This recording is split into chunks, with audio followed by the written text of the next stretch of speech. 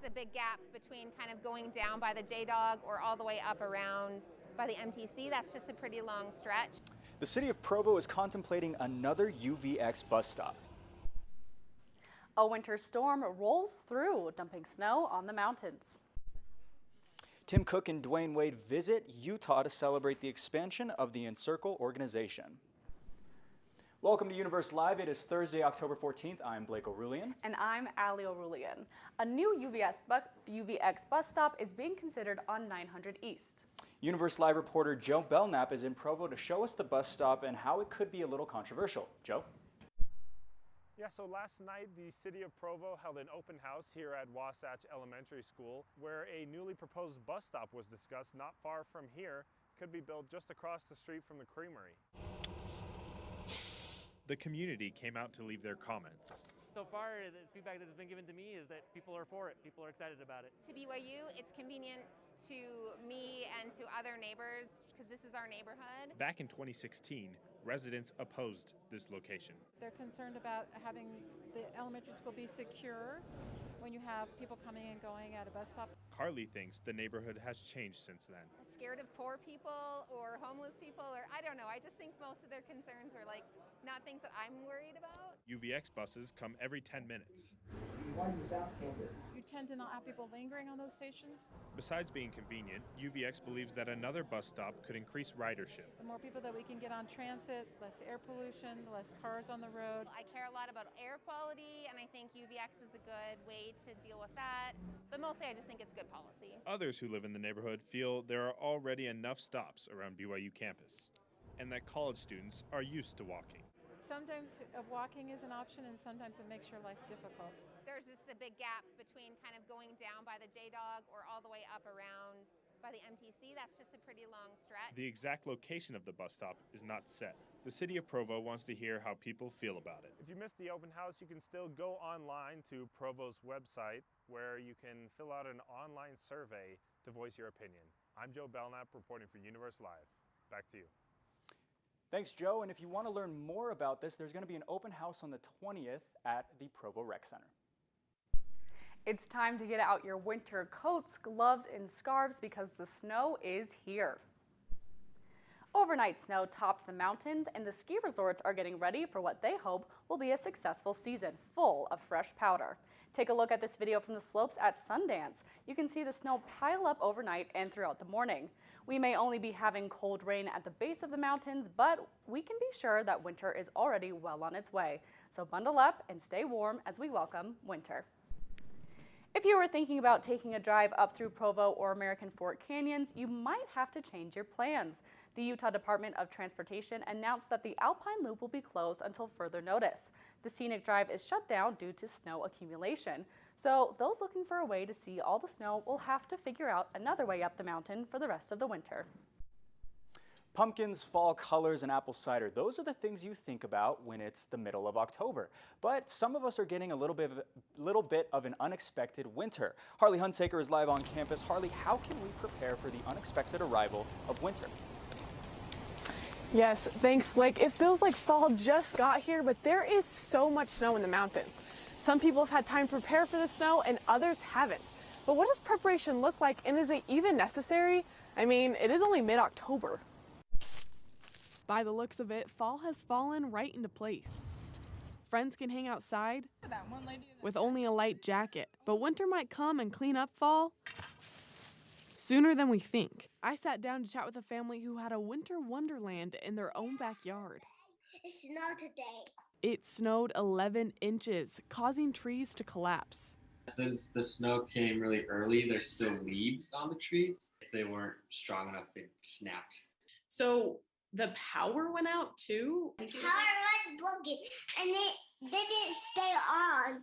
And the Frodshams learned the hard way that prepping your garden for winter is necessary. Just smashed, bent in half, like flat.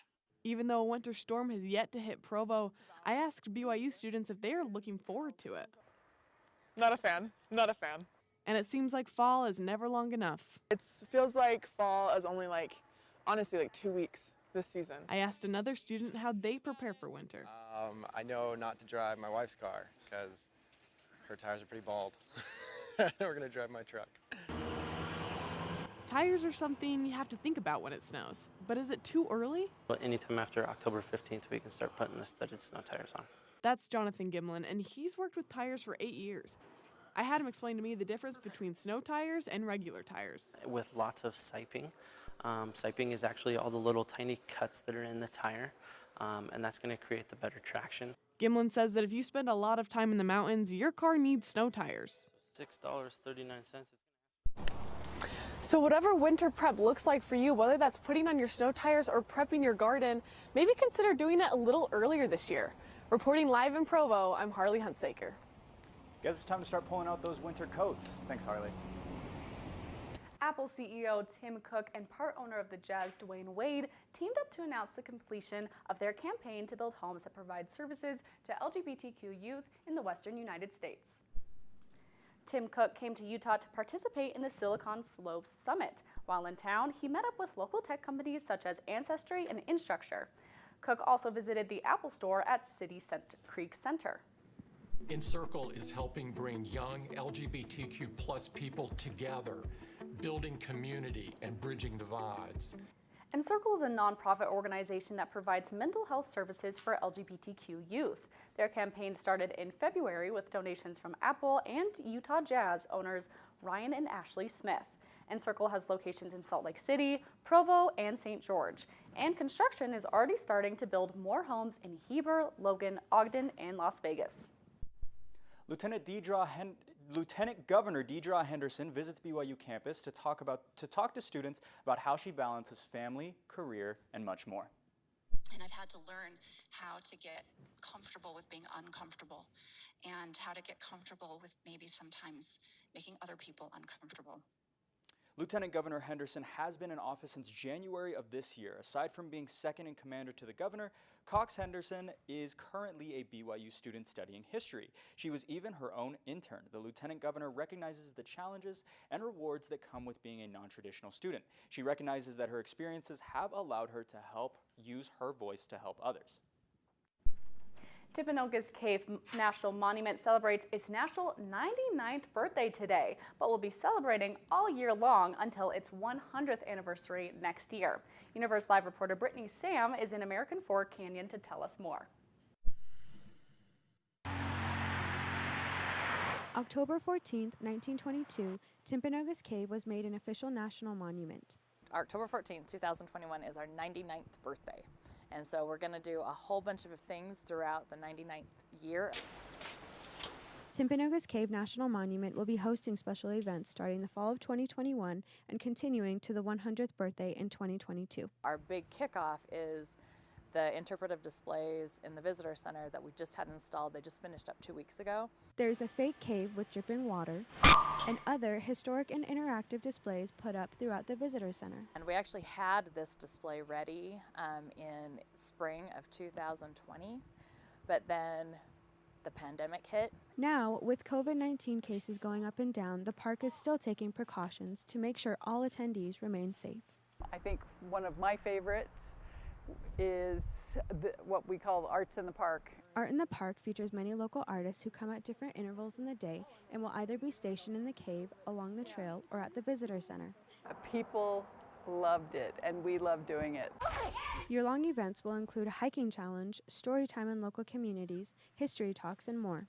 Keep an eye out for many ways to stay involved throughout 2022. We hope that it will go on for hundreds more. Park rangers and caretakers hope to continue and expand the National Park Service mission to preserve the natural and cultural resources of the National Park Service for future generations. Reporting for Universe Live in American Fork, I'm Brittany Sam.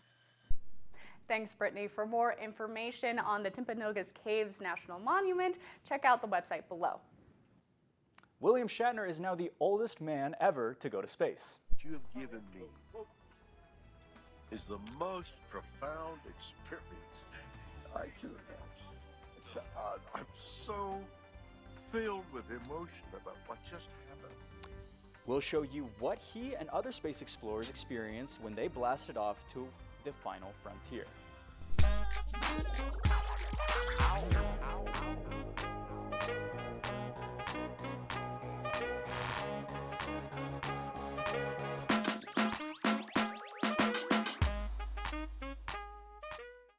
right, Monroe, you ready?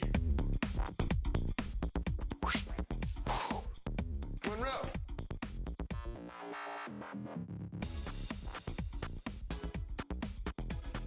Ooh.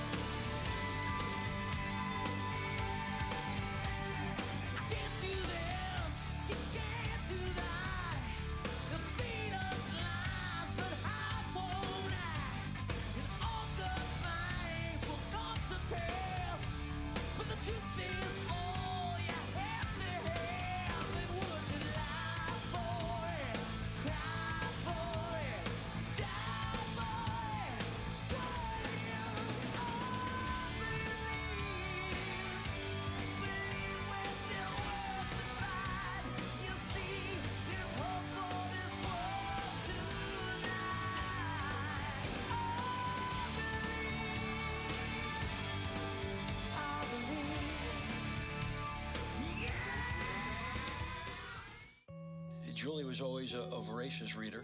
She'd carry 2 novels on an airplane because she'd read one on a 3-4 hour ride. And at some point, I began to notice that she would read a page and couldn't remember what she had just read, and she'd have to go back and read it again. I don't remember much these days after I read, but less does for me, and I love it.